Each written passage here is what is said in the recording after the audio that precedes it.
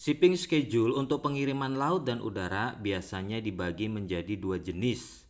Yang pertama adalah untuk direct service atau jadwal pengapalan untuk layanan langsung, yaitu layanan pengiriman kargo yang hanya menggunakan satu kapal atau satu pesawat. Kalau untuk udara ya, dari POL (Port of Loading) ke POD atau Port of Discharge. Yang kedua adalah untuk non-direct service atau jadwal pengapalan layanan tidak langsung, yaitu layanan pengiriman kargo yang menggunakan lebih dari satu kapal atau satu pesawat dari port of loading ke port of discharge. Di bawah ini adalah contoh cara membaca shipping schedule direct service pada shipment export full container dan udara ya teman-teman.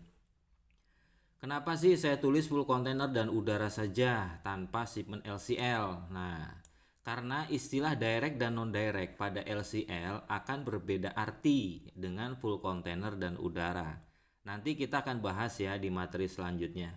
Dan berikut adalah contoh shipping schedule-nya kayak gini nih teman-teman. Example gitu ya, contoh. Kayak banget pakai bahasa Inggris. Ya memang kalau kita terjun ke dunia logistik, pasti kita akan berhubungan dengan orang Inggris ya. Bukan orang Inggris sih, pakai bahasa Inggris gitu. Jadi kita memang harus familiar dengan bahasa-bahasa tersebut, dengan istilah-istilah tersebut ya teman-teman.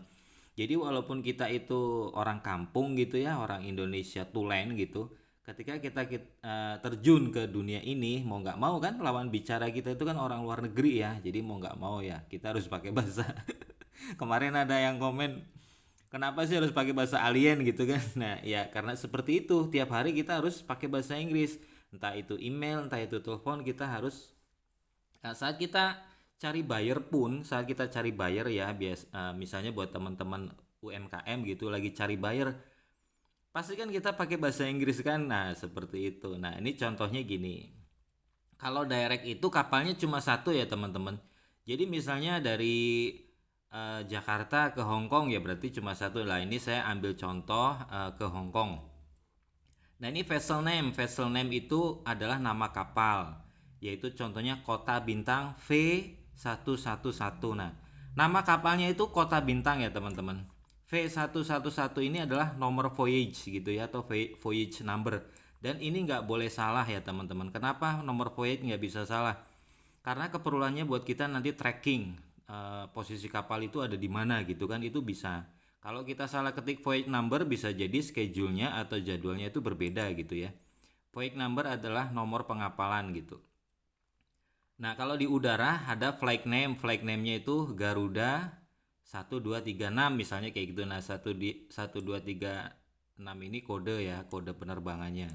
Jadi kalau di udara itu flight name-nya GA1236. Ini harus disebut terus karena apa? Contoh, ini nih bukan nama flight yang sebenarnya ya kalau yang udara, tapi ini adalah kode memang untuk pesawat itu, untuk rute itu. Jadi kalau kalau penerbangan itu kodenya tetap sama ya. Kodenya tetap sama. Artinya kalau misalnya pakai kode itu ya sudah kodenya itu gitu. Yang dari Indonesia ke Hong Kongnya misalnya. Besok lagi kita nemuin juga sama. Kalau mau ke Hong Kong pakainya GA1236 misalnya kayak gitu. Nggak berubah-berubah. Berbeda dengan laut. Kalau misalnya minggu ini kita pakainya Kota Bintang 1111 untuk ekspor. Minggu depan bisa jadi adalah Kota Bintang 113. Kenapa kok 3? Karena mungkin Kota Bintang 111-nya untuk ekspor, nanti 112-nya untuk impor, nanti 113-nya untuk ekspor lagi. Nah, makanya di sini ada namanya nomor voyage, nomor perjalanan kapal ya. Udah berapa kali nih kayak gitu. Tapi nama kapalnya tetap namanya Kota Bintang. Tapi kalau yang udara, flagnya ini tetap namanya ini flagnya. Yang dari Indonesia ke Hongkongnya seperti itu.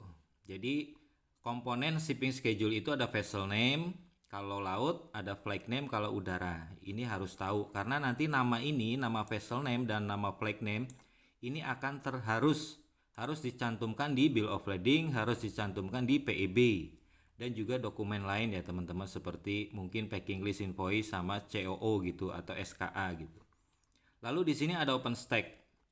OpenStack November 1 tahun 2024 jam 11 siang gitu ya. Jadi Teman-teman bisa ambil kontainer di depo itu tanggal 1 November jam 11 siang. Ini baru bisa ambil di depo. Jadi pengambilan kontainer kosong untuk full kontainer di depo itu tanggalnya paling cepat bisa diambil tanggal open stack ini. Nah, tanggal open stack ini tercantumnya di mana?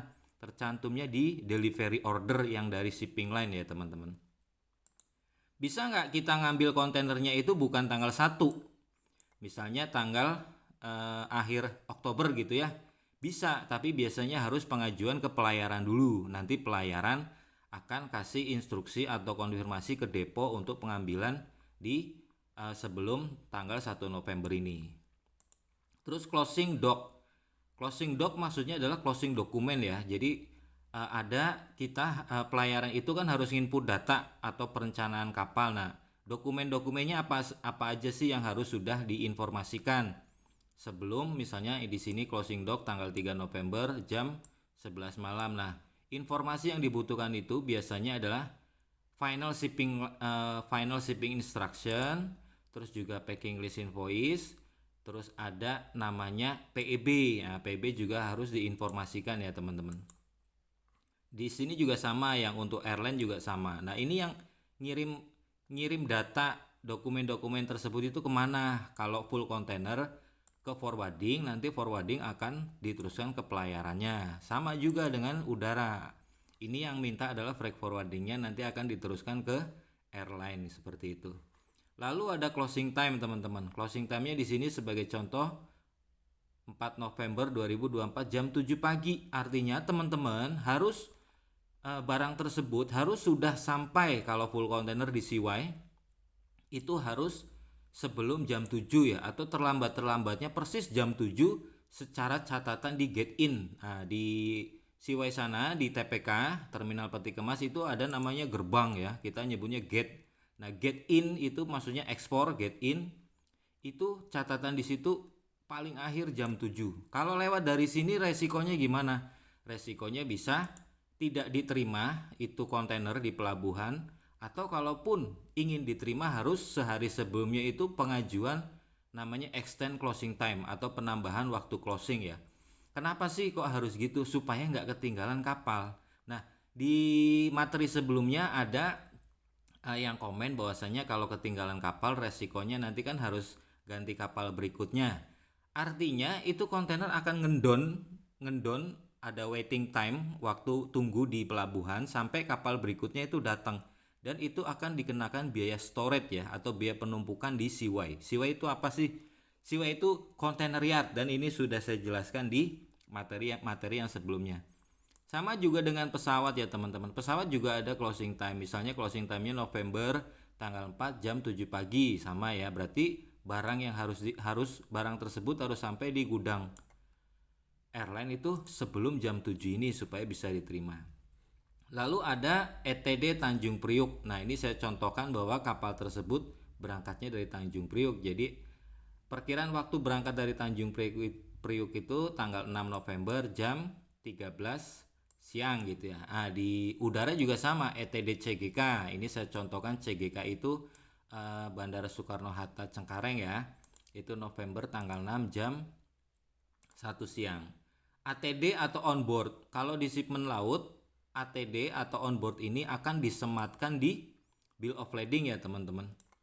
Ini artinya actual time of departure atau tanggal keberangkatan kapal yang aktualnya. Misalnya tanggal 7 November jam 4 sore.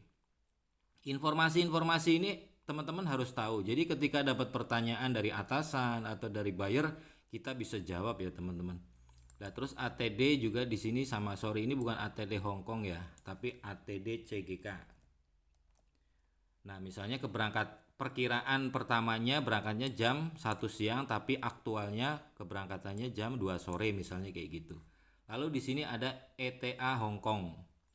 Misalnya tanggal 14 November jam 17. Nah, ini berarti perkiraan waktu tiba di Hong Kongnya itu tanggal 14 November jam 5 sore. Nah, kalau di udara juga sama, ETA Hong Kong biasanya di tanggal yang sama karena transit time atau lead time dari Soekarno-Hatta ke Hong Kong itu cuma sekitar 4 jam 40 menit, ya kita bikin aja 5 jam ya. Jadi perkiraannya itu tiba di Hong Kong jam 7 malam. Nah, terus kalau misalnya baca schedule impornya gimana? Sama aja nanti dibalik, tapi komponen-komponennya tentu ada penambahan ya, teman-teman ya. Nanti kita lanjutin di materi berikutnya.